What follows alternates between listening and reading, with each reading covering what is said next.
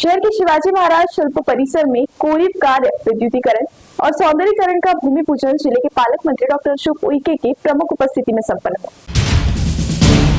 ऐतिहासिक और सांस्कृतिक दृष्टि से समृद्ध चंद्रपुर जिले में अब जल्द ही छत्रपति शिवाजी महाराज की अश्वारूढ़ प्रतिमा स्थापित की जाएगी। इसके लिए लोकसभा से निधि एकत्रित करने का आह्वान राज्य के आदिवासी विकास मंत्री एवं चंद्रपुर जिले के पालक मंत्री डॉक्टर अशोक उइके ने किया है। वे शहर के शिवाजी महाराज शिल्प परिसर में कोरिव कार्य, विद्युतीकरण और सौंदर्यीकरण के भूमि पूजन कार्यक्रम में बोल रहे थे।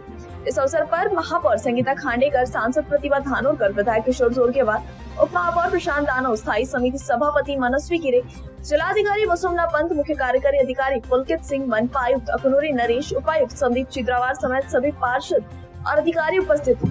इस अवसर पर पालक मंत्री डॉक्टर उइके ने कहा कि चंद्रपुर जैसे ऐतिहासिक शहर में अब तक शिवाजी महाराज की अश्वारूढ़ प्रतिमा नहीं होना खेदजनक है। उन्होंने बताया कि राज्य के मुख्यमंत्री देवेंद्र फडणवीस से इस विषय पर जल्द चर्चा की जाएगी। उन्होंने स्वयं भी इस कार्य के लिए आर्थिक योगदान देने की घोषणा की, साथ ही नागरिकों से सहयोग करने की अपील की।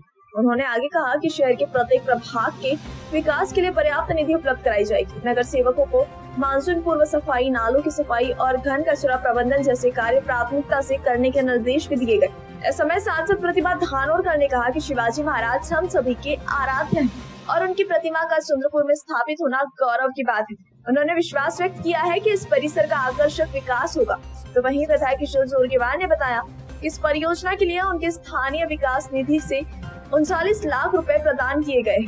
साथ ही उन्होंने 3 माह की वेतन राशि भी इस कार्य हेतु देने की घोषणा की। उन्होंने राजमाता जिजाऊ, शिवाजी महाराज और संभाजी महाराज के शिल्प निर्माण हेतु शासकीय विश्राम गृह परिसर में 50 लाख रुपए देने की भी तैयारी जताई।